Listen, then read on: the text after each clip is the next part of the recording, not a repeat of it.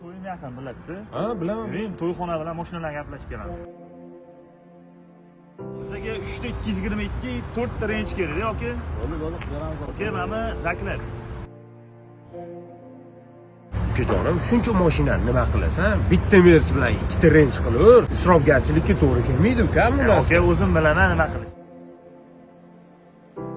Qimmatiga yopishsan, bilasan shuni? Aka, mana-chi pul bergisi kelmayapti. Ukam, nima unaqa deysan? Menga jalk emas bu. Isrofgarchilik qilib tashyapsan. Tushunyapsanmi shuni, ukam? Okey, mana ham o'zimni orzu havasim bor. Ukam, bilasanmi, qancha yetim yesir qiynalgan oilalar bor. Undan ko'rasa to'yini ixchamroq qilib, o'shalarga tarqatib savobini olsang bo'lmaydimi? Okey, men yetim yesirlar uchun yig'maganman u pulni. Isrofgarchiligim uchun Allohning oldida nima deb javob berasan, ukam? Har bir isrof haromdir deganlar. Alloh Qur'onda yeylar ichinglar isrof qilmanglar deydi. Isrof nima degani desa, kerak narsani ziyodasi ishlatishlik.